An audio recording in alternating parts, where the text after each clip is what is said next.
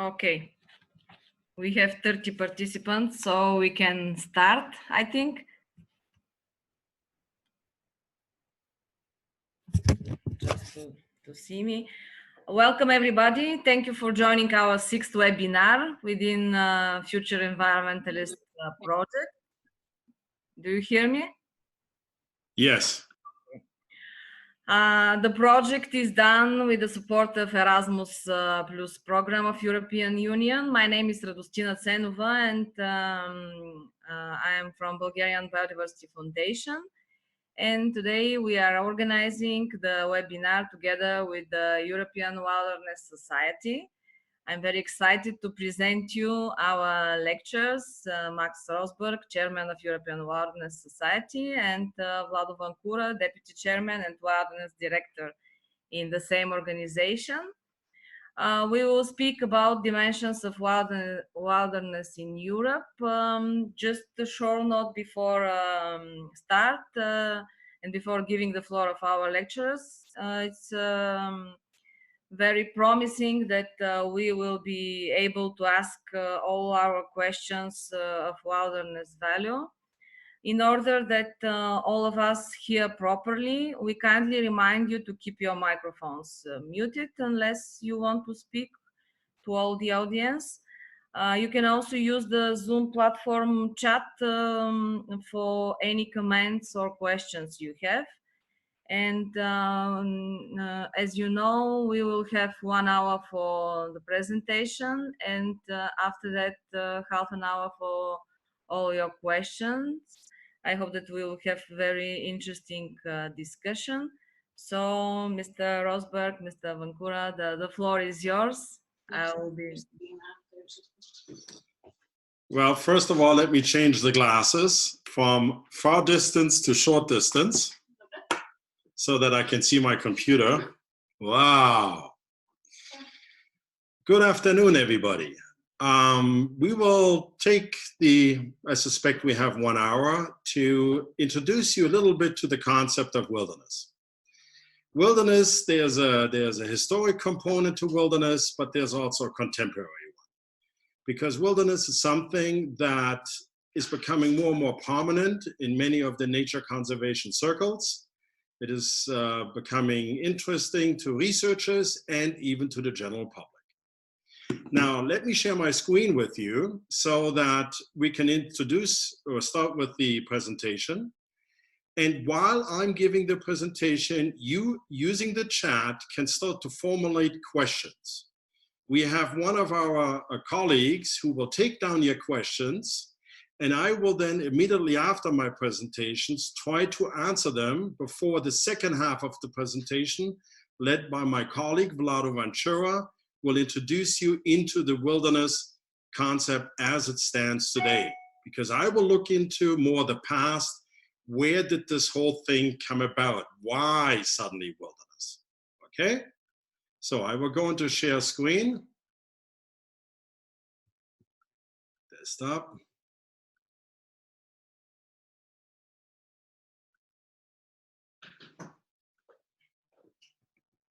Hold it, I have to share the screen. Security and privileges, Zoom US. Not later. How come it doesn't share the screen? Hold it, I will try one more time. Share. I believe you can now see my screen, is that correct? Okay. Yes, we can see. You can see. Perfect. So, does wilderness still exist in Europe? This presentation will be held by myself, sitting in Austria in the middle of snow, and Vlado Vancura, who is in Slovakia, I suspect also still has snow. It will consist of 4 different parts. The part 1 is what I will talk about, is the history of wilderness. Part 2 is going to be a standard system which was developed over the last couple of years. Then we will talk about the network, because there's many areas in Europe which are wilderness. And then in part 4, we will talk about the specific situation in Bulgaria, Greece, and in the Czech Republic. So let me start with part 1. if somebody uses the word wilderness, just what images come to your mind if you think of wilderness? Many people, I think, have a forest in mind, have something, you know, that definitely would not be a desert. But you will see that wilderness is not automatically a forest. We will look into what is the definition of wilderness and why do we have a specific definition for Europe.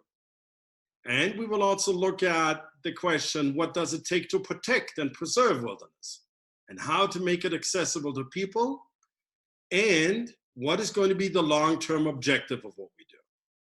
So here we actually have a photo because Vlado, as well as Hannah, visited Bulgaria a couple of months ago of a reserve that could fit into the European definition of what a wilderness is. But let's go back, because wilderness was not something that we came up in Europe in the last couple of years. It basically started in the 15th century. In the 15th century, you know, we all talk about climate change, we talk about deforestation, we talk about logging today. But in reality, in the 15th century, almost all of Europe was deforested. Europe was at one time covered approximately 75% of the land mass by beach. Now, in the 15th century, we didn't have coal yet, the coal that comes out of the mines in the ground. So we needed charcoal. Charcoal to produce pottery, glass, and the mining industry was really starting to take off. So what better than to take a beech tree, cut it down, turn it into charcoal? And it was this mass deforestation, which also to some degree, the scientists say, had an impact on the Little Ice Age. Now, the Little Ice Age happened until about the mid-16th century, 1630. And we live here in Austria in an area where in 1648, the last witch was killed. Let's call it that. And it was very clear that the witch hunts and everything that was surrounding that bad eon was triggered by climate change. Climate change caused to a large degree by deforestation. And why? It was very simple. The people did not know why suddenly ice showed up everywhere. The harvest broke down, their stock died, and they were looking for an excuse. So they turned to the church, which in the 15th century was predominant, and said, how come God allows me to starve? I can't feed my children. So the church, not really understanding what climate change was, found an excuse, and that was the devil and the witch. So most of the witch hunts at that time were triggered already by climate change. Then it took a couple of 100 years for a little bit the nature to recover, because remember, the industrialization happened, and with the industrialization, the coal was discovered, so the pressure on the beech trees was reduced, but also at the same time, the general public, in the flowering of romanticism, discovered the wilderness. And you can see that in many paintings. If you go into a museum, you look at the Romantic period, you see these dark, beautiful pictures, paintings that showed wild forests, these gigantic trees, wild animals. And also at that time, obviously, the Brother Grimm appeared on in our history. And again, when you look at the fairy tales of Brother Grimm's, they talked a lot about the dark forest, the black forest. They talked about the wolf. They talk a lot about the wild side of nature. So humans started to rediscover what nature and the wild nature was like. On the other side of the ocean, in 1872, the first national park was created. And why was that? Well, through the industrialization, the steam engines were suddenly discovered. So we had steam tractors and we had steam engines.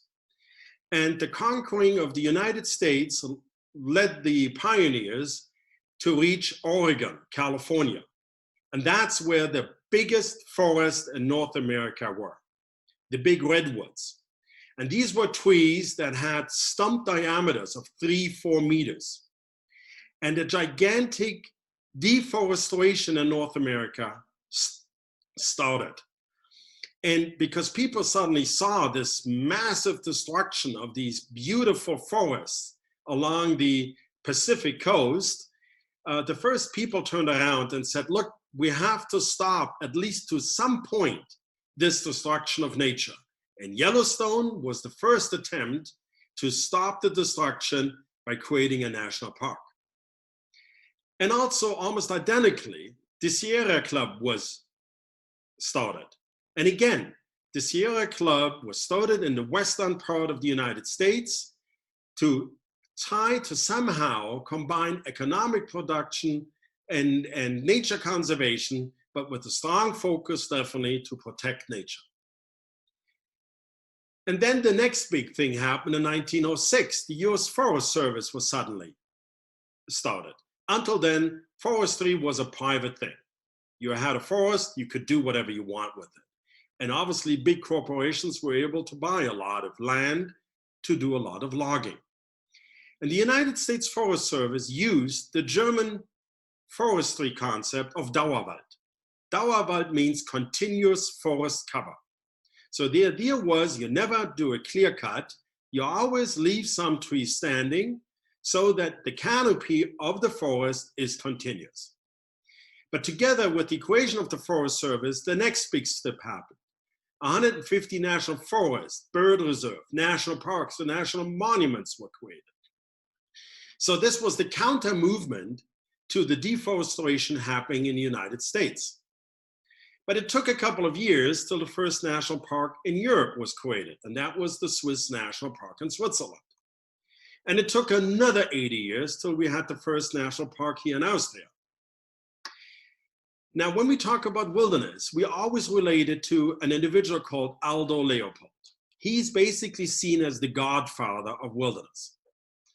Well, when you look back in the timeline, he saw that, yes, we had national parks in the US, there was a strong influence of the German forestry on how forests were being managed. So he decided in the 1930s to travel to Europe, to travel to the place, which is the University of Toronto and Dresden, to see what do these funny Germans think about, what was the idea about the Dauerwald.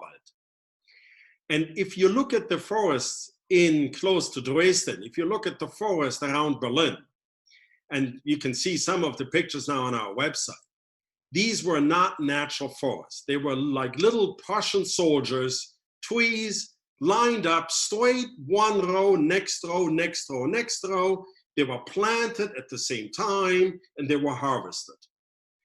And Aldo Leopold went back to the United States and said, well, the Dauerwald philosophy of continuous forest looks good, but what the Germans really mean by it, that cannot be a solution for us in the United States. So he then developed, based upon that, the first ideas of wilderness, which is an area of non-intervention, non-extraction. Well, we all know what then happened. In the Second World War, all ideas of nature conservation basically came to a standstill. But already in 1948, as a kind of a movement with the creation of the United Nations, also IUCN was created. And they sat down and they were starting to create these different categories of Category 1, wilderness, Category 2, national parks, all the way to Category 5. But all of this was still government. There was not really a non-government. And the non-government movement started in 1961 with the WWF. And yes, it sounds like they're American, but no, they were founded in Switzerland. So in 1961, WWF entered the world stage. And already by 1964, Aldo Leopold and his friends, including Brandy Stewart, which a colleague of us was still able to meet last year, he was one of the founders of the Wilderness Act, was actually passed in the United States. And that was the first time that the word wilderness in a legislative context was used. And with the Wilderness Act, 9.1 million acres, which are about 370,000. I don't see that little thing there. It's 370,000, right? Square kilometers of federal land was suddenly protected. So the concept of wilderness took almost 500 years to then be established in form of a legislative framework. But remember, Treaty of Rome, the European Union was not the beginning. It was actually a little bit before that, the Treaty of Rome. And the Treaty of Rome started in 1964. And it was a movement triggered, by the way, the steel industry, if you believe it or not, that eventually set the European communities on a path towards the European community. And by 1992, so almost another 25 years, the FFH directive was passed. Now remember, 1992, the European Union still did not exist. So the whole concept of Natura 2000 to protect species, flora and fauna was actually established before the European Union was created. That happened on July 1st, 1993.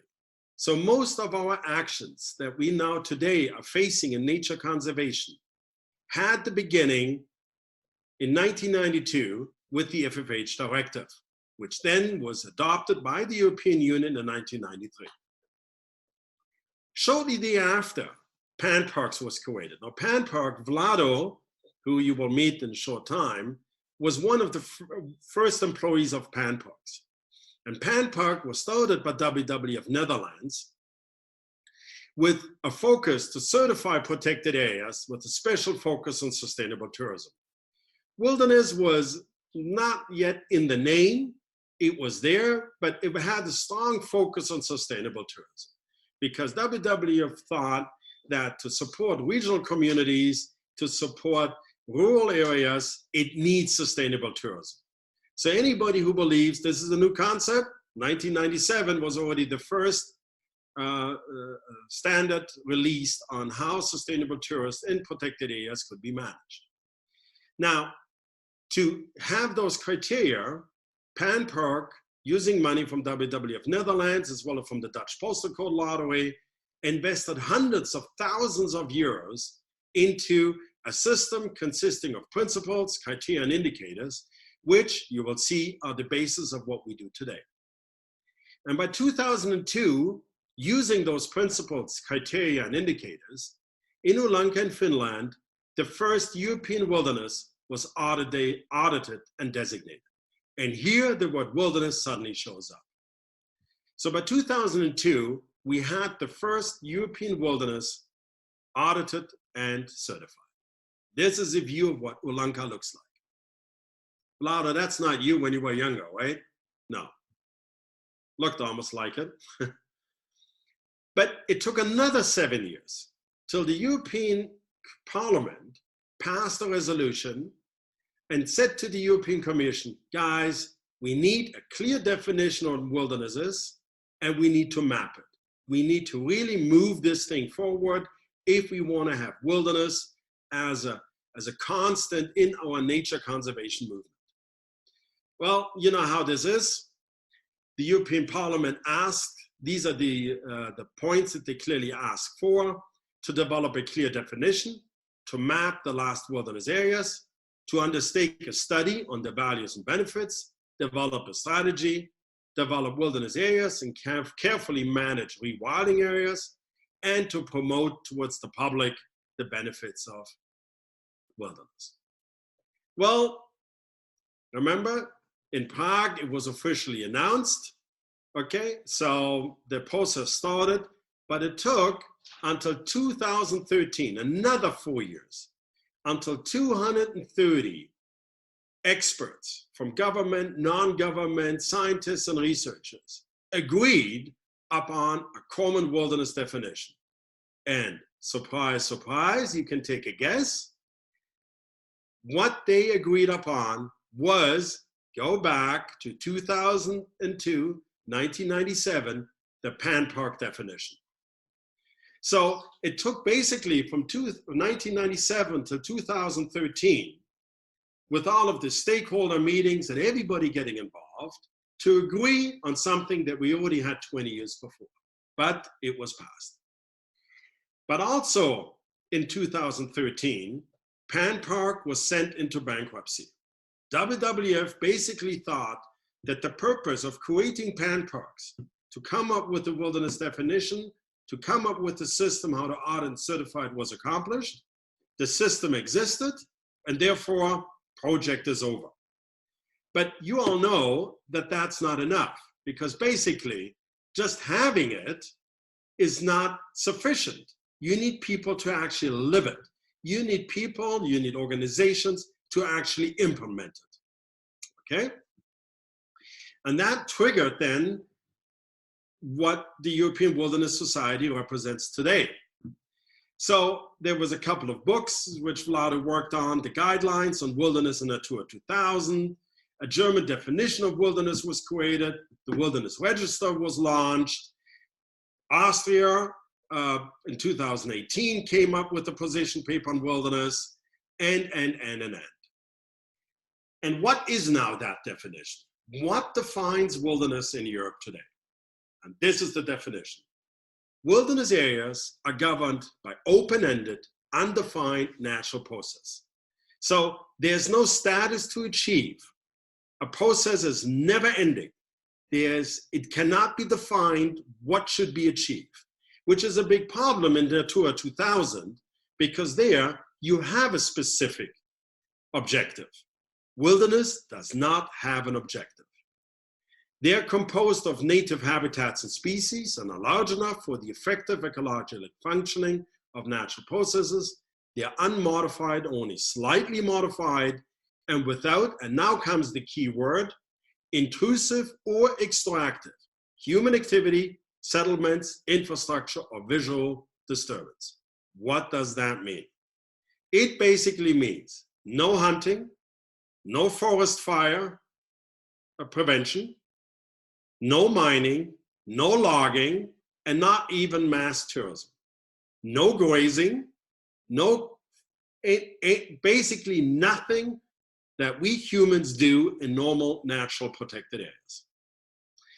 But that's the wilderness definition. Now we all recognize there's something before that, which is called the wild area definition.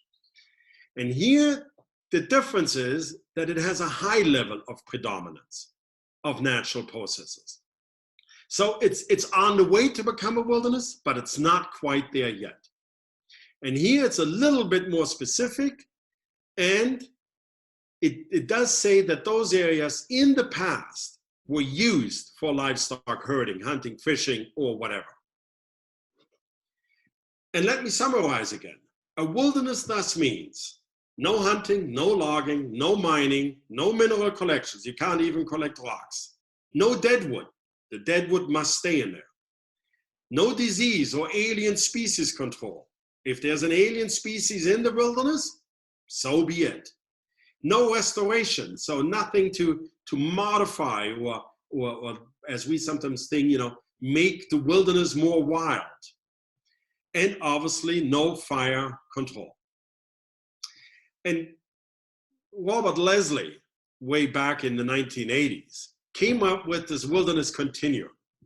And I think it nicely summarized where we can position wilderness, especially towards rewilding, because rewilding is not wilderness.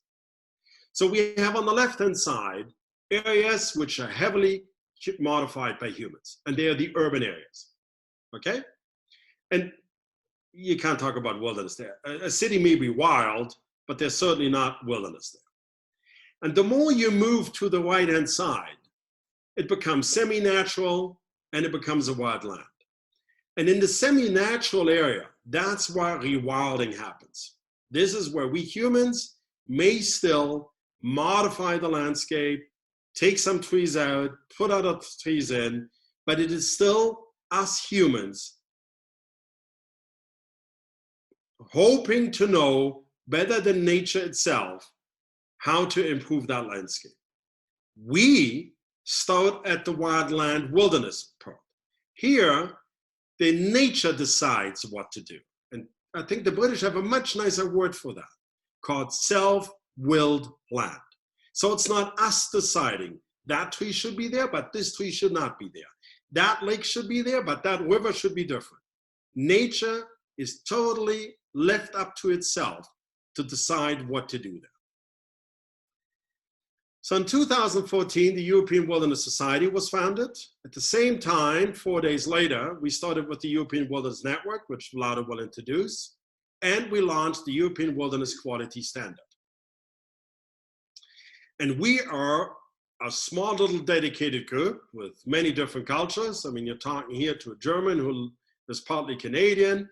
Hannah sits across from me, who's Hungarian Slovakian. We have Shiva here from Slovenia. We have an American on our team. We have a German there. We have a Spanish lady. Actually, she's American, moved to Britain, now lives in Spain. Yeah. We have a Dutch guy here. We have many different nations in our country. And we are not only biologists, because we don't do research. What we do, we look after wilderness. And you do not need to be a biologist to understand that wilderness is something special, especially because you're not allowed to do anything in the wilderness. So we are there to identify, designate, steward, and promote wilderness. Now, over the last couple of years, and Georg Frank is listening in on this, we quickly realized that one of the biggest challenges we had was that everybody linked wilderness to forest. Forest, forest, forest. That's all they thought about when it's wilderness. But that's not true, because in our network, we did have wild forests, yes, but we also had wild islands. We had wild coasts and archipelago. We had wild rivers which are flowing naturally, but also they under extreme threat, as some of you may know, in Albania and in other parts of the world. So the wilderness concept has recently been broadened, but no matter which category you look at, they all are governed by the same thing: non-intervention, non-extraction. Now with that, there was a couple of questions that came up, or none? Hannah? Not many, okay. Do we want to do a quick Q&A now before I hand over to, oh, there's a first question coming. You mentioned about guidance for Natura 2000 and WILDESS. How does it work in practice? That's a good one. It doesn't. Reality is that the Natura 2000 concept and wilderness are not really compatible. That has been recognized by the European Union as well as by many, many countries. Why? Well, the concept of Natura 2000, FFH directive, is species-oriented with a preferable positive conservation status.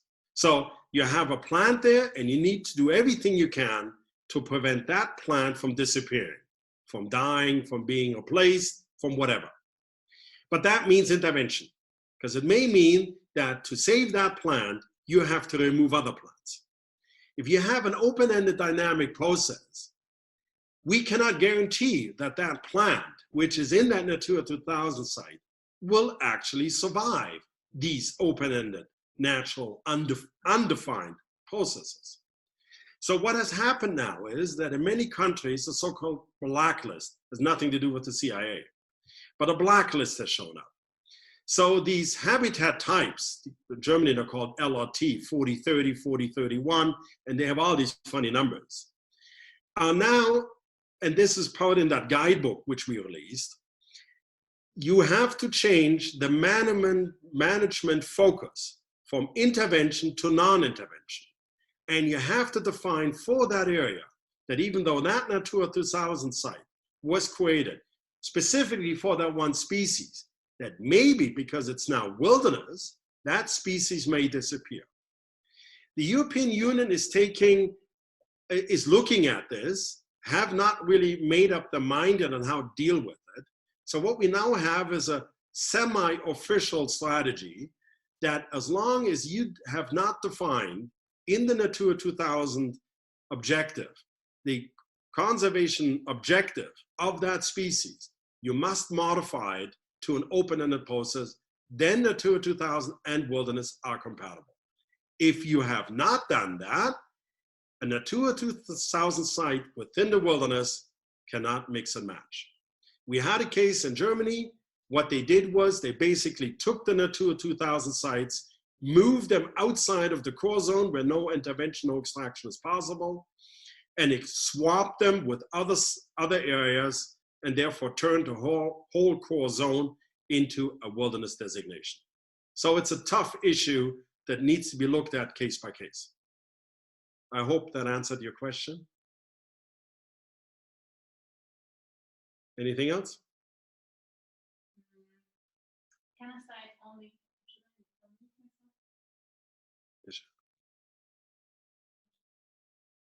Okay, another. You have to turn off. Okay, read it to me. Yeah. Can a site only qualify as wilderness if it has full suite of species, including No. predators? Wilderness, there is no numeric number on wilderness. Wilderness is not designated because you have 3 plants, 5 animals, and 55 whatever.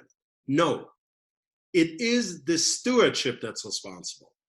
So a wilderness is designated if we do not interfere or extract anymore. It is not defined because a certain number of species exists in there. Why? If we make it dependent on numbers, a number is a human arbitrary thing. A scientist says it needs 2 endemic species. Another scientist says 4. Why do they say that? I mean, it is us humans putting a number on nature. So if somebody defines 4, but there's only 3, is it then not wilderness? Yes, it is, because nature decides how many species it allows or supports in its wilderness, not us. So we don't even try, and we will reject all attempts to put a numeric value on a qualification of what wilderness is. The only number we have is the size. There, the whole scientific community is very clear that the core zone of a wilderness, the larger it is, the better it is. Now, it doesn't mean that the wilderness itself is better, but it provides better protection. So we're starting at the core zone. I'm just talking that little inner part of 1,000 hectares up to 3,000 hectares, and we have some areas of 10,000 hectares. Core zone. Now, there's still the buffer zone around it and everything else. The core zone is where nothing is allowed to happen. Okay, that's it. Vlado, I will now stop sharing my screen and hand over to Vlado. Yeah. Vlado? No, unmute. You don't have your microphone on. And now, can you hear me now? Good. So I enlarge this a little bit. Good afternoon. I cannot hear what you are saying. I cannot hear you, Max. You have to share the screen. There's a green button on the bottom, says share screen.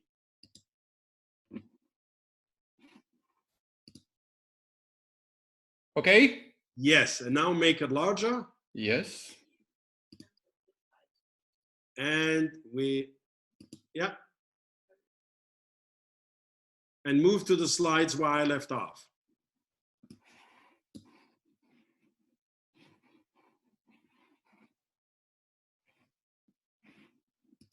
Before you start, just to tell that there was one more question about alien species and wilderness, and the person asking it even put a second question on that.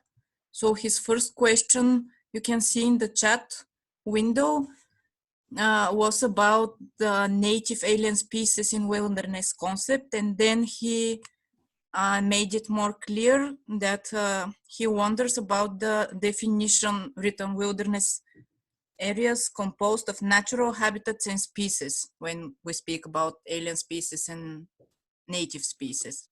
Okay, the concept of alien species and especially invasive alien species, is again a human concept. If you, and it's a time concept. Remember that at one point in time, some people say every species introduced after 1492 is a foreign species and blah, blah, blah. And if a species has been here for 100 years, you can count, it's not really an invasive anymore. And again, it's a human concept. Nature by itself has been subject to any kind of other species invading it, changing it, modifying it, ever since these two little atoms called started the Earth a couple of hundreds of millions and billion years ago. So alien species in wilderness are there. Don't do anything about it, because the moment we would start fighting those alien species, invasive species, we are interfering again. And the amazing thing is that in many wilderness areas, we have witnessed and seen that these species are seldom successful in a natural, dynamic environment. They are pushed back by the wilderness itself. They seldom take over. But even if they take over, eventually that species collapses again. So it is part of that dynamic process. Now, why is the composed of natural habitat and species in the definition? Remember, there were 230 people who came up with this thing. And all of them are biologists. And all of them believe native, native, native. Reality is that there's almost no, except maybe a desert, that we have very few areas in Europe which some would call native. So it's much more the prevention that we cannot certify a Douglas fir forest as wilderness if it only consists of Douglas fir. But we have wilderness where there are some Douglas fir trees standing in the wilderness because they are just leftovers. They came there. They were introduced by maybe a migrating bird. So as long as it is, you know, part of that nature process, that Douglas fir is not seen as a hindrance to designate it as a wilderness. What would be a hindrance if in that 3,000 hectares, 2,000 hectares is a planted Douglas fir tree stand? That, with that definition, is excluded. Okay? So alien species, they are just part of nature. Even though we may have introduced them, but then the big question is, have we introduced them or has a bird introduced them? There's so many variables in all of this that we just leave it up to nature how to cope with it. Now, Vlado, I still see your settings screen. I think you have to remove that. I don't know. This is my question, because in one screen, what I am on my computer, on my laptop, I don't see that white screen, but on my external screen, I can see that there. So what should I do? You should only see one screen. I know, but drag it away. I cannot drag it. I don't. Any advice? Because you activated it. Click the mouse on the settings and drag it away. Yeah, but how?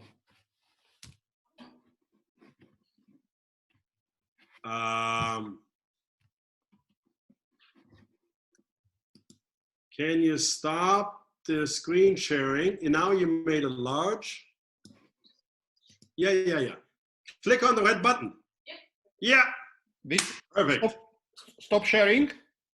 No, you're sharing. I did that, yeah? Okay, good. So now I'm ready, yeah?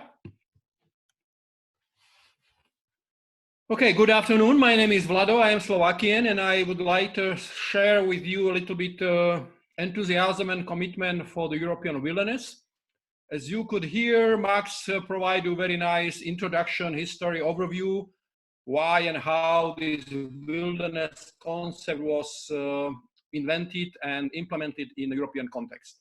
One of the most important process, what happened in the previous 10-15 years was actually agreement on a wilderness quality standard and audit system. There was at the beginning long discussions if we need that specifically tailor-made for Europe, because some people saying we have an IUCN category system with the definitions, etc., etc.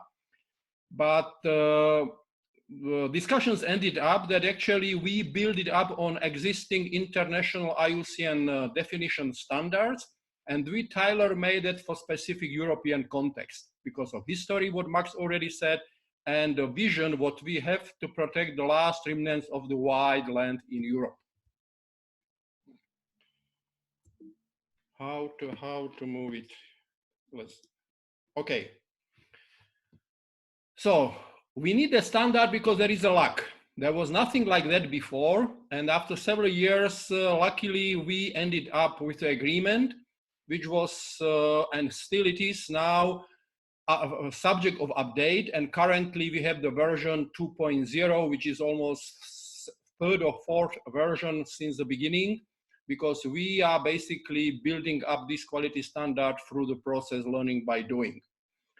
There was an absence of the strategy, so we fill that gap, and this actually helped us equally and equally promote, protect, restore the area what we believe have the quality standard of wilderness relevant for Europe.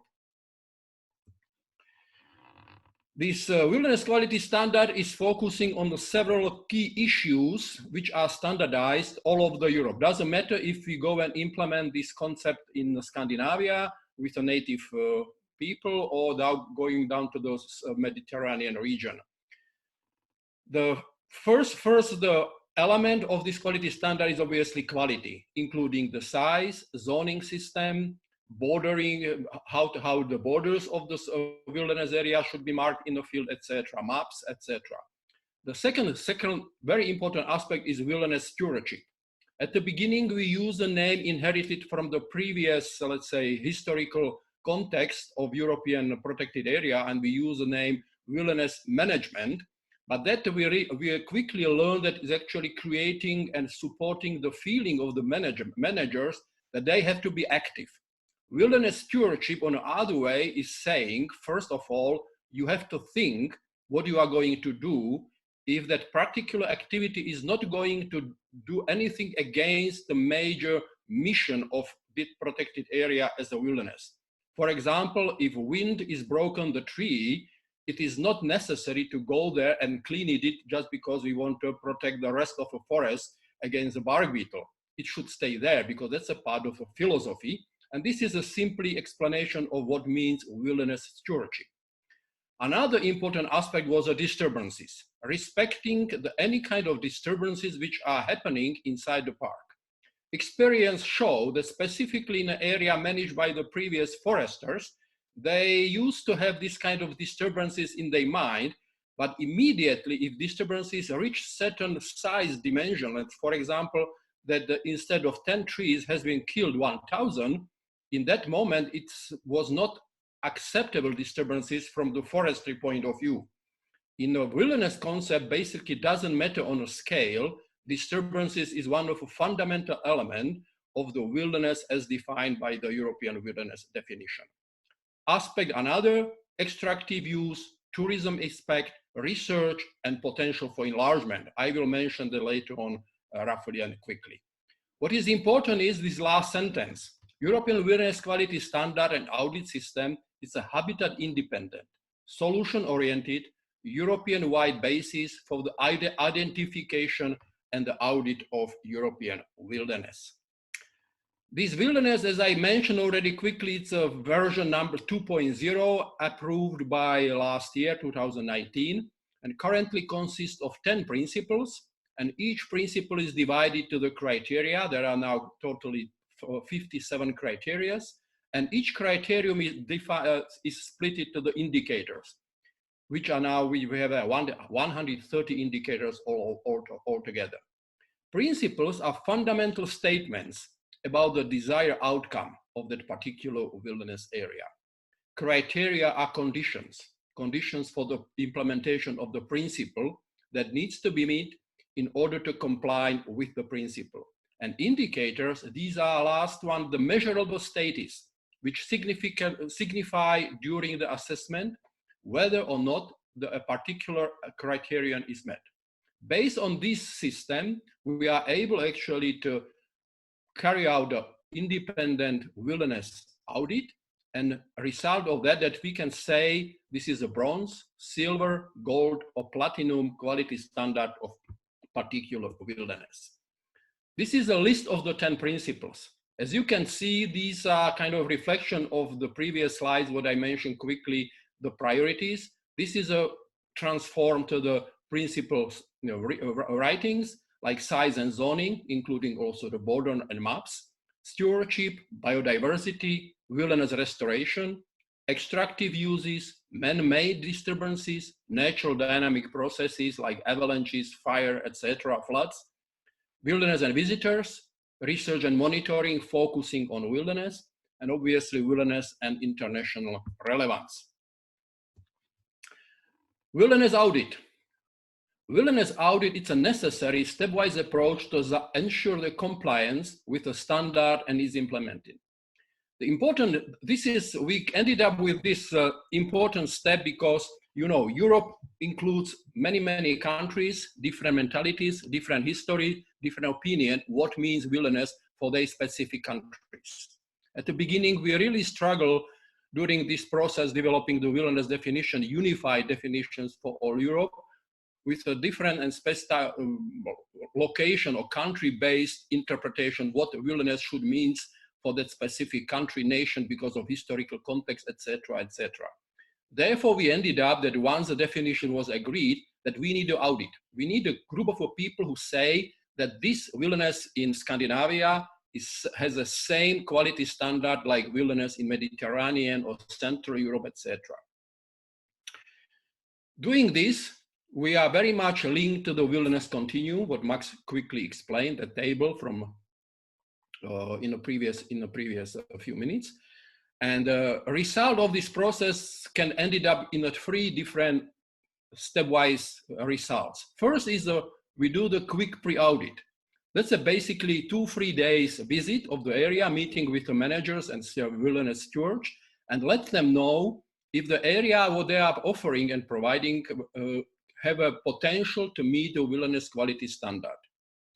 If we agree with the following steps, we go for the quick audit and later on for full audit, which includes depends on the size, almost 10 days, maybe 14 days field work with in the field and interaction with the management, local stakeholders, etc. The overall concept is that we are moving through this process, stepwise approach, from smaller to larger wilderness, from management to wilderness stewardship. And this is the whole process what we are learning simply by doing, because it's not so easy actually even to explain what means wilderness stewardship, not even to implement it. But therefore we decided that we have to be patient and do this kind of stepwise approach, going from one step to another, etc. And depending on the potential wilderness and its management, the implementation of this stepwise approach can vary in the length and time, depends on country, social, political context, and all specific local situation. Quick audit. This wilderness quick audit, it's typically the first step when the wilderness process starts, wilderness audit process starts. It is a perfect tool also for smaller area, small potential wild area, which is starting or putting themselves on a line to become the wilderness in the following several years. It provides opportunity for the audited area to correct possible weaknesses and fix the issues which are currently not fitting to the wilderness quality standard. Quick audit also helps to better understand the strong and weak points of the audited area before they decided to go for the wilderness full audit or implementing the larger area included to the wilderness. The quick audit, basically auditors are focusing on the key issues what are relevant for the wilderness quality standard. And that's a map to identify in the field and on a map what area has the potential to become the wilderness. In the second step, the requirements is to develop the zoning map, zoning system, where usually the core area is including the area which already today fill and fit to the wilderness quality standards. Restoration zone, the restoration area, there is a still need for some active management measures or simply time when this area can fit to the minimum verifiable standard and become the part of a wilderness. And around these two zones are usually the buffer, which is a transitional zone between the wilderness and surroundings. During this process, auditors also focus on a current biodiversity, tourism value, and further potential for enlargement and ecological connectivity with the surrounding protected areas or even wilderness. Outcome, it's a short 6-page standardized document with a lot of pictures, description of the area, and 2 pages of recommendations relevant for each specific principle. What needs to be done if area would like to continue become the member of European Wilderness Network. The second important step is that area decided to move on and we go for full audit. European Wilderness Quality Standard full audit, it's a systematic and very professional examination of the area from wilderness point of view. The report include almost 150, 200 pages, depends on the size of the area, and the several separate chapters are focusing like here it is written on the post on the slide. Executive summary at the beginning, then scientific explanation how and why this European Wilderness Quality Standard was developed, history of the wilderness in Europe and wilderness of that specific wilderness which is subject of audit, introduction of verification team and the itinerary, detailed description of the process, field work, interaction with local stakeholders, with the wilderness managers, detailed analysis of European Wilderness Quality Standard audits, SWOT analysis, at the end, 20 pages, for example, in the case of the already audited area like Kalkappen in Austria, 10, 15 pages of recommendations, findings, which is basically concrete suggestions, recommendation, what needs to be done if area should become or keep membership in the European Wilderness Quality Network. And then if everything goes fine, at the end of this process is wilderness awarding ceremony. Area get access to the promotion material like flags, folders, stickers, etc. This is the area what I mentioned, Kalkalpen wilderness in the central part of Austria, which becomes one of the very first fully audited wilderness in Central Europe, covering area more than 10,000 hectares. The stepwise approach, how actually this audit process going on is that in the first step, when we are starting discussing about the potential wilderness candidate, we at the first meeting with the managers basically identify or try to identify the wilderness vision for that specific area. That includes the initial examination of the area, a workshop with the management team, including all relevant people who are interested on this subject in a particular area. It doesn't need to be only the professional managers or rangers. Collect available information relevant for wilderness, including research work, if it is done there on this subject. This process includes also the training, either for park management, rangers, volunteer rangers in the regions, identification of the boundary of the wilderness on the map, and then later on also in a field, and preparation of the process, how to transform the current management plan to the wilderness stewardship plan, particularly with a focus on this wilderness area. In the second step, let's say in the following 2, 3, 4 years, it depends on the situation and agreement what is done between European Wilderness Society and that protected area. In the following 2, 3 years, there is a series of action which which is taking place in order to prepare the wilderness area better to fulfill the requirements of the full audit. In the next step, number 3, after another 2-3 years, when basically all recommendations of the quick audit are more or less fulfilled, we can agree on a date and time to do the full audit, full audit in that area, which takes 10, 15 days, depends on the size. And in that moment, in a success, the area can become the member of European Wilderness Network almost for 10 years, 12 years, depends on the situation and personal agreement during the cooperation. After successful audit, area is audited and labeled. This is a kind of ideal model of every single wilderness, which is developed at the beginning. That includes an area with a core zone. Where is a core zone? Either existing or potential one. Potential means that in the coming years, coming decade maybe, that area will, current smaller core area will expand and will increase maybe to the size as it is figured out on this picture. Then there is a lighter greens area, which is potential or existing restoration zone, where is a potential that the wilderness will be enlarged. And the yellow strip around is transitional zone. In this case, this area was awarded by Golden Quality Standard, Golden Label. This is an example of 4 different labels, what we award after the successful audit: bronze, silver, gold, platinum. There are a number of practical examples what we can show that actually number of areas from bronze, they are in a process to become the silver through the several years of involvement and work and cooperation with us. And they have an ambitious to grow. Other area, very much because of size limitation and heavy development area around, they stop maybe at the level of silver or gold, because they simply don't have in the current moment practical opportunity for enlargement and for growing up the number of hectares.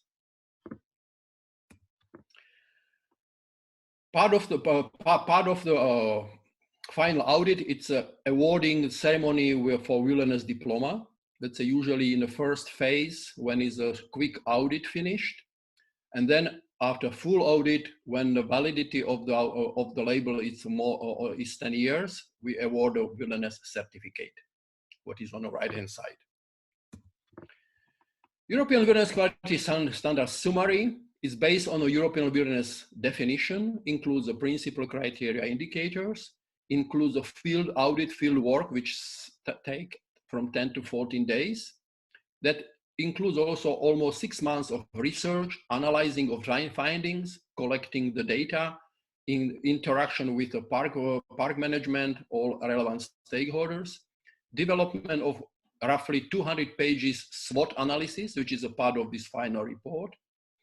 And that includes detailed recommendations which are subject of post-audit monitoring trips or monitoring work. We have to be clear that this process with the European Wilderness Quality Standard and Audit is basically habitat independent, solution oriented, Europe-wide basis for wilderness stewardship plan, continuous monitoring, supporting through the sophisticated marketing.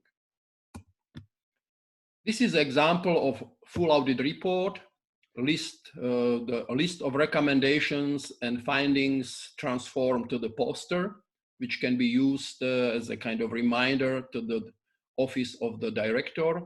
So there are several different communication tools what are using during this process, depends on agreement with the park management and park rangers. That was the second part of our program. And if you agree, because it's already 5 o'clock, I can go quickly that this is the part 3, which is a short one, European Wilderness Network. That was actually developed right after the European Wilderness Society was set up, because we start to believe it is important to continue on experience we have learned during the Pen Parks era, And there should be network of the audited wilderness area and showing this success that there is still wilderness left in Europe, even despite of this rich history, what Max described at the beginning of this workshop. Today, there are more than 40 certified wilderness in 17 countries, covering almost 400,000 hectares of wilderness scattered all over Europe. The objective by the 2030 is to reach to the level of 1 million hectare. Certified area are according European Wilderness Quality Standard, and a number of them are already in a process how to develop instead of management plan, wilderness stewardship plan.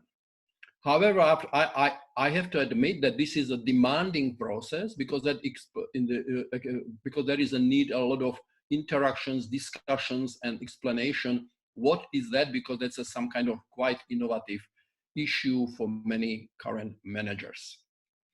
The partners are supported by international recognitions through the online communication. They are becoming the member of this Europe-wide wilderness family network.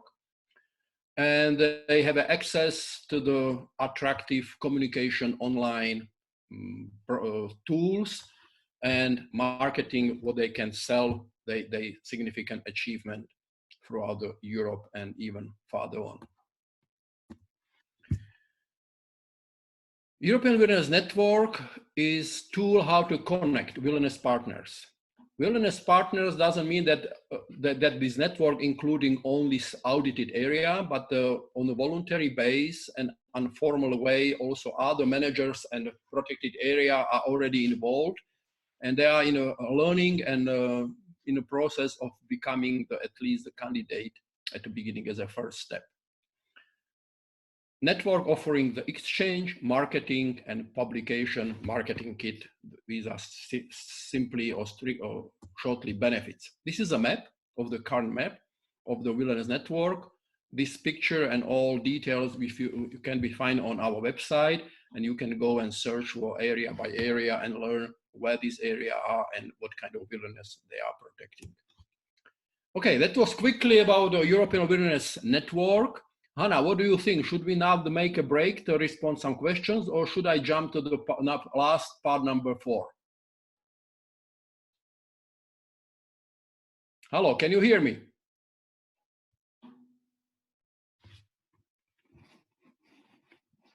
Yes. So we passed the European Wilderness Network? Yes. Is there any questions, or should I finish these presentations and then we go to the discussion? Maybe there's some questions on the chat. Does anybody want to ask a question now?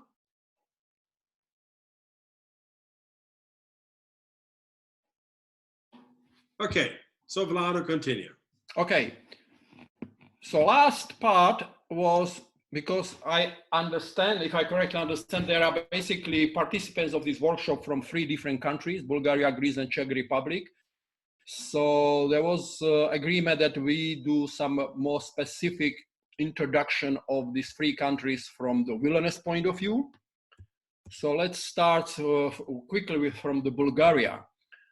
Bulgaria, as a Balkanian country, has obviously very long history, human history, and that means a lot of impact on the landscape and nature in this region. However, we should maybe go even further on before the men explore this land, and we have to be clear that this country was full of very unique and very specific wilderness. And what is interesting, despite of this more than 2,000 years of history, 3,000 years history, there is still something left even today to find. We have visited this area at the end of last year, and I have also very good experience with 2 existing wilderness area in this country, Central Balkan and Rila. And there is really still a large area saved and well protected in the quality standard of wilderness. Besides these 2 areas, there are a number of smaller ones which are now protected in Bulgaria in a local quality standard of strict reserve. And through the quick audit, what we did last year, we realized that these strict reserves are really fitting to the quality standard of wilderness and become the member of this potential of this European wilderness network. And this is a short summary. Current wilderness in Bulgaria, Central Balkan wilderness and Rila wilderness. Potential wilderness in Bulgaria confirmed through this quick audit. Červená stena, Mandarica, Ali Botuš Reserve, Persina, Vitoša, Nature Park Vitoša, or in Bielasica, some parts of some zones in these nature parks. There is a still potential wilderness where we don't have relevant information yet, but we got the knowledge through the websites and the literature study that likely Stranja or Bulgarka Nature Park can still host some area of the potential wilderness. So this is just illustration that even in this very heavily impacted land in the east and southeastern part of Europe, we can find valuable fragments of the wilderness, which actually can be not become the member of European Wilderness Network, but can become the motivation for other area which they are not currently on this list, but they likely can have the potential to become the wilderness, and we are simply not aware of that. Greece, similar story, similar countries farther south, maybe even longer human-man history. Scenario is very similar, very rich history, very heavily impacted because of that history, building the ships, wars, fire, etc., etc., fragile environment because of Mediterranean, very hot, extreme climate. But even in that country, it's still possible to find some small fragments of the wilderness. Based on our knowledge, this potential for wilderness seems to be less than in Bulgaria, but maybe we are wrong. Simply, we don't have enough information from this land. So if we have some Greece colleagues in our audience today, we would like to welcome maybe actually their local knowledge and commitment to support identified and include some wilderness area to the European Wilderness Network. So current situation in this country is that there is no wilderness currently, no area included to the European Wilderness Network in Greece in this moment. There is even not potential ones. We don't have any partners who would help us to identify and basically implement this process in Greece. However, this process already starts, and we have started cooperation through our Greece contacts in Pindos National Park, Eastern Zagori, and Aos Valley. And this is hopefully in the coming months, we will be able to finalize this process, at least to the level of the quick wilderness audit, to end it up with this 6-page report and invite at least part of this area to join the European Wilderness Network. But as you already learned from the previous minutes, that is necessary to go there and basically do the site assessment, site audit. The third country I was invited to make the short presentation, Czech Republic, completely different story. It's internal in a Central European country without any coast, no access to the sea, but very, very rich history. It's good to know that actually this was a country which in a very historical past created the glacier-free corridor between glaciers covering top of Alps and the continental glaciers coming from Poland. So it was important migration corridor for many animals and even plants. Habitats rapidly changed since the last ice age in this country. So there was a lot of dynamics and different species, different societies. However, because of this rich history, natural history, there are a lot of refugees of the boreal forest, boreal coniferous forest, etc., etc. However, we have to be aware that in the 18th century, when the Industrial Revolution spread all over Europe, most of these native vegetation, native forest was almost completely wiped out, and artificially planted forest today, maybe second, third generation, is very common in this country. Despite of that, we have already one small area in the Czech Republic, member of our network, Podí Wilderness. That's an area which was protected between commas during the Soviet era as a border zone with Austria. And that's actually transboundary wilderness together with a tietal protected area on Austrian side. And that's it's a small but very unique wilderness because it's a lowland, it's along the river, etc. There is one potential area confirmed, interest is confirmed, and we are in a process of discussion, negotiation, and preparation process. That's a Šumava National Park. And we have also partners in a White Carpathian Nature Park, where the small fragments of the core zone can meet the European Wilderness Quality Standard. However, we still didn't get there. We have no knowledge in this moment which could confirm if it is quality good enough or not enough fitting the quality standard of wilderness. Likely to happen in the coming months and week. This is just illustrating picture at the end of my presentations when auditors are discussing in Začarovaný kraj in Ukraine during the field audit process, and few more pictures from field work. Okay, thank you very much for your interest. This is just last slides, different projects we are involved in as a European Wilderness Society, and what we are working in, as you can see, in the different subjects, different countries, different partners. Our team, if you have any question, please go ahead. Thank you very much. Yeah, I think we can open the floor for many questions coming forward. And I think we may not just use the chat, but we can also use the microphones or not. What do you say?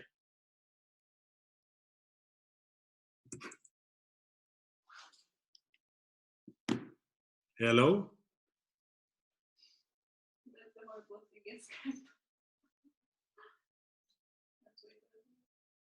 Anybody still there?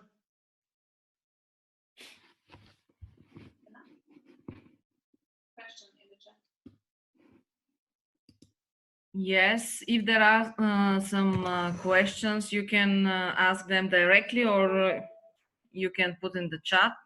I just put the questions which we received today by email by Dr. Alan Mee, the project manager of Irish white-tailed sea eagle reintroduction program. Is that the query showed up there? Dear BBF, can a site qualify? Yeah. Okay. If you can answer. The question of apex predators and reintroduction of animals. I don't think that in the wilderness there should be a conscious approach to reintroduce anything. We have found out that the animals don't stay where we introduce them. So we were involved with the bison reintroduction in Romania. We are, as you may have found out on our website, very, very strongly involved in livestock protection and the human-wildlife conflict of wolves in Europe. So these animals just do not do what we expect them to do. So making a wilderness dependent upon the presence of a predator is basically playing, well, poker. Because the predator may be there, but he may suddenly disappear. And what do you do then if a predator is not there? Stop it? On the contrary, I believe, and we have seen that, if you stop the hunting, if you stop the extractive and intrusive use, these animals typically find those areas and almost like little rest stops along their migratory routes, settle in these areas because they are not being disturbed there. So we let nature do the reintroductions of these animals. And sometimes with funny results. Königsbrücker Heide, which was and that is, I think, for most of you, most likely the biggest surprise. From 1908 till 1992, it was a military training ground. It was actually the home base, first of the Prussian army, then the Nazis, and after that, the Russian had its Central European headquarters, including the stationing of the SS-20 nuclear short-range missiles in that military area. 1992, the military didn't use it anymore, so it was left to nature. Now, for 86 years, it was flattened, it was destroyed, there was napalm thrown, it was poison, it was everything. And it bounced back so fast that today it is the best wilderness we have in Germany. And you know, most of you at least, the result of Chernobyl, which is now the best wilderness, and it will be turned into a national park in the Ukraine. Because it is us humans who have the biggest impact on nature. So to the question, should these animals be introduced? I don't think we need to. They're coming back by themselves. Do they lack them? Well, sometimes they do, but typically they find their places as well. And there's not just one predator. If there's no wolf, we definitely now in Bulgaria, topic, golden jackal. We have the golden jackal there. Foxes can play a big role. So, and if these animals, the ungulates, increase in numbers too high, they start to wander off, as long as they're allowed to wander off. So the whole animals kind of regulates itself. And it's this self-regulation which is so key to wilderness, not what we humans interpret into what we think should be a wilderness like. I mean, we are not God, and we should not try to be even close to that. We are just observers. And every time we interfere, at least in our experience, we destroy more than what we save. So, Alan, I hope this kind of helps you with the decision.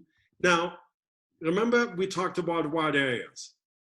If talking about the Scottish Highlands, the Scottish Highlands at the moment is going to be a big challenge because the overgrazing by the ungulates, by the deer is just incredible. But introducing the wolf there, I'm not sure that's going to work. So really having wilderness there is not really going to work unless you really dramatically reduce the ungulates to such a degree that nature actually can bounce back. So there are limits to where you can have wilderness in Europe. If we have such a heavily modified area like the Scottish Highlands, there's just not wilderness possible. Wild areas maybe, but not wilderness. Unless there's a fundamental shift in how we manage and then steward those areas. Can you hear me? Yeah, I am still on. Yeah, you're still on. We have to understand that in the current moment, there is the ambition of European Wilderness Society to reach 1% of European land to become the wilderness. Even in a continent like Europe with a very high number of inhabitants in history, 1% is manageable. That's the official opinion of the politicians and decision makers, when 1% is relevant and realistic. And so there is still 99% where these other atoms of the reintroduction, man-made reintroduction, because there is always people who believe that it's necessary to be active and help the nature because we destroyed it. So there is plenty of opportunity to do and try this active reintroduction process if somebody wants and have the resources and capacity. However, this 1% should be the reference point, what Mother Nature is actually going to do with the land where man decided to take hands off and just see and observe. That was very nice lessons learned several years back when researchers admit that they never expect that nature can recover by itself so fast.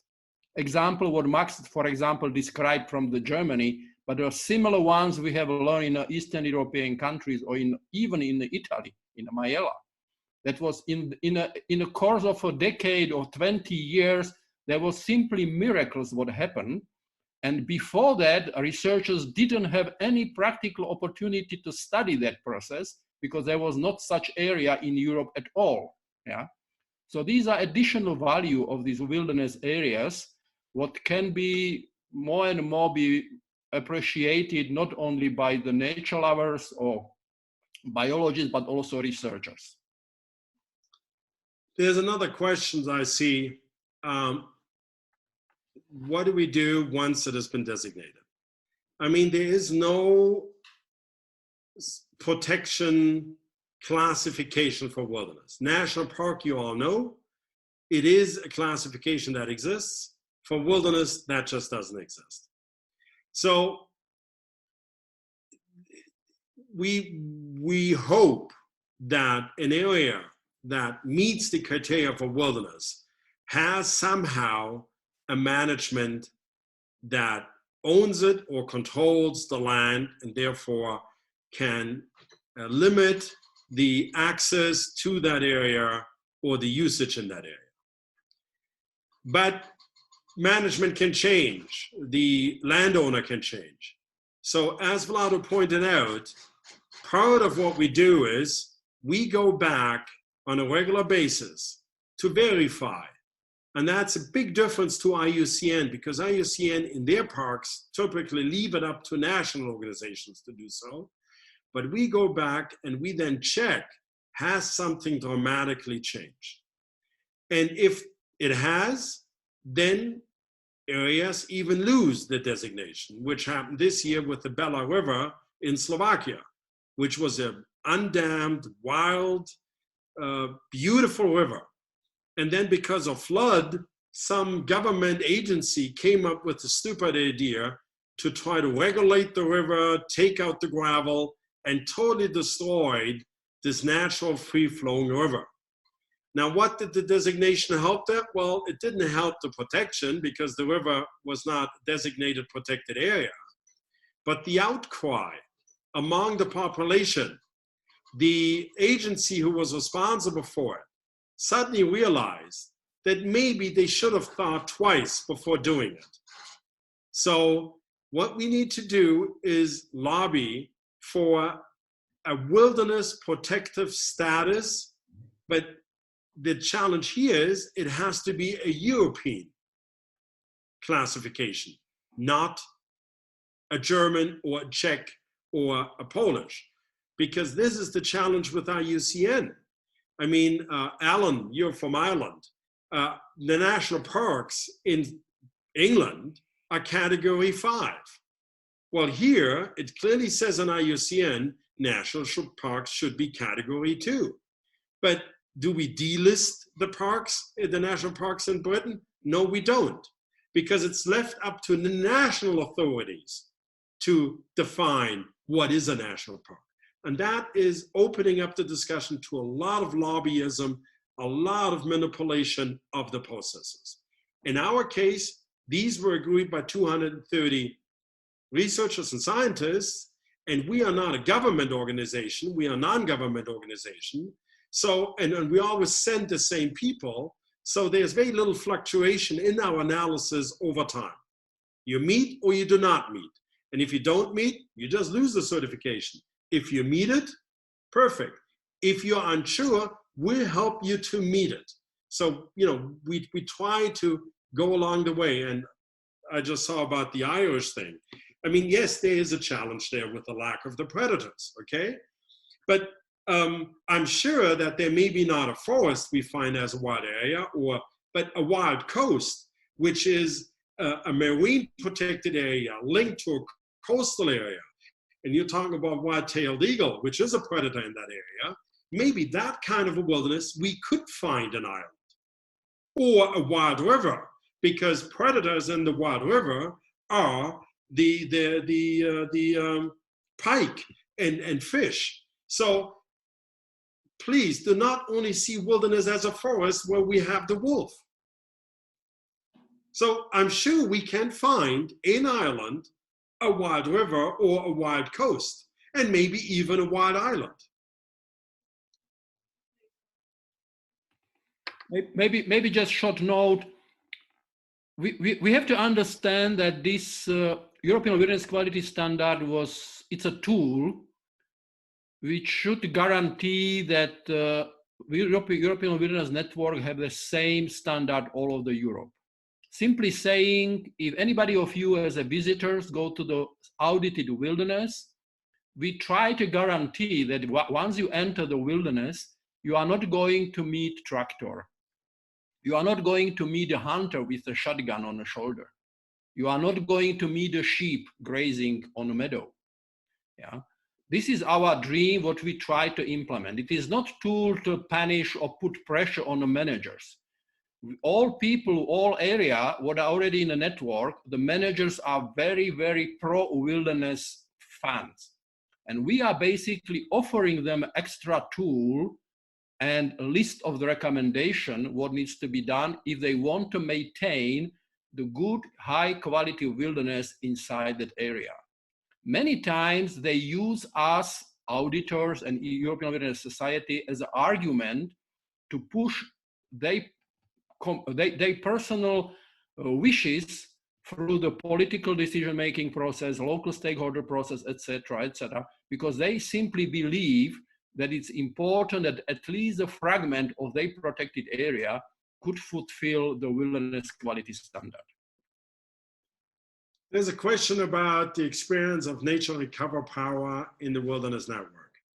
Well, there's several that we have in our network which show that power. But you don't even have to look within our network. Basically, part of the big discussion in Europe now is that through urbanization, the rural communities are leaving the landscape, and we see, and it's actually often seen as a big threat, that suddenly trees are coming back, bushes are coming back. And this challenges us mentally, because we are ecosystem engineers. For thousands of years, we have modified the area around us to meet our needs. And the moment that nature takes over, we, at least that's my explanation for me personally, we feel challenged because we suffer from a loss of control. We suffer from, oh, there are trees now happening there. Or the beaver is building a dam, but I wanted to build a road there. Or this doesn't look nice. There's suddenly a lot of dead trees because of the bark beetle. So we often look at nature through the eyes of us being ecosystem engineers. And we therefore underestimate the power nature has and overestimate our own skills, our own ideas that we have, because we believe we know so much more that we are the ones who should decide the fate of that forest, that meadow, that river, or whatnot. And even if we are then surprised that we fell short, we still believe we can fix it by intervening again. So showing the power of nature rebounding, the simplest thing for you to do, go into and look at Chernobyl. Just today I read that right in the core of the reactor, which is so full of radiation that anything and everything dies, a mushroom was found. That mushroom has adapted to that hostile environment and is feeding off the radiation. No scientist could have thought of a plant adapting itself to a situation where no humans can live, no animals can live, that it is taking its energy, its literally energy, out of the radiation. So nature adapts, nature bounces back. The problem is, do we humans allow it to happen? Can we learn to be humble enough to give nature the room on a selected space? I'm not talking all of Europe. To allow it to come back in areas which are of little or no use to us. And if we allow that to happen, then the whole evolutionary process can continue. Because basically in the 1860s, we stopped that evolution because we are interfering continuously and everywhere. And this is a question for you that you can answer yourself. Do you think that we humans would be the result of this evolutionary process if we would have lived 5 million years ago? I don't think so. I think we would have ruined nature 5 million years ago, that humans would never have put a foot on this earth.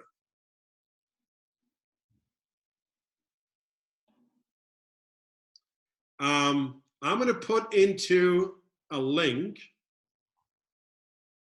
for a video that I would like you to look at. To maybe in a short little video to show you what really this is all about. And I'm not even sure that we should call ourselves nature conservationists, because a conservationist, again, is somebody. Some call me nature. Hold it off to stop this. Is it still there, my Zoom? Can somebody still see me? Yes, but we cannot see the video, only you. No, I'm putting it in the chat. That's a lot easier. Ah, okay, thank you. Because nature is we shouldn't conserve nature. We should give nature the ability to adapt, but we have to prevent us humans from destroying nature to such a degree that we will not survive.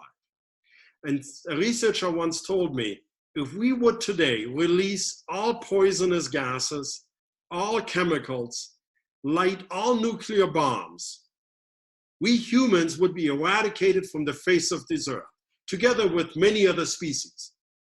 But nature would survive. It would look different, but it would survive. And just now in the Australian outback with the huge fires, we humans decried the millions of koalas and pink slugs, and the whole nature would be destroyed. And if we talk to local researchers, they're saying nature is already coming back. It can adapt to these impacts much better than we humans can. So conclusion, what you said now, Max, is basically that we don't do the nature or wilderness conservation, we do the human conservation. We protect ourselves. Yes, yeah. By stewardship, giving nature the room to continue to do what it wants to do. We therefore do not conserve nature, we conserve our own survival. Yeah. And this is just... Is this a weird concept to everybody? I don't see your thumbs up or thumbs down, so.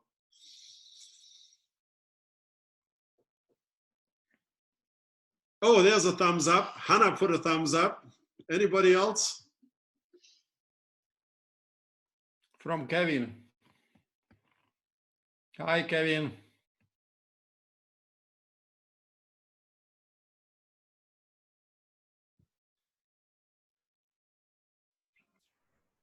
Okay. Anything else? Alan, me, thumbs up. Yeah. Okay. So if there are no more questions, maybe it's time to stop because we are over the time. And thank you very much. You see what a big interest. No people who disappear from the webinar from the beginning till the end. 1 hour and a half, which is really a very good indicator of the presentations and the whole discussion and all the thanks which you receive. So maybe if you have another questions to Max and Vlado, you have the possibility to use the wonderful website of the Wilderness Society and to reach them through the contacts in the website. And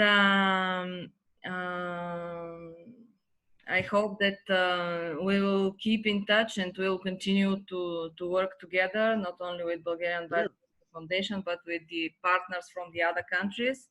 So thank you very much. As Kalina said, it was inspiring, really inspiring webinar. So have a nice evening and hope to see you again soon. Well, thank you for inviting us and for having us. And if it was inspiring, we already did our job. Yes. Thank you very much. Thank you.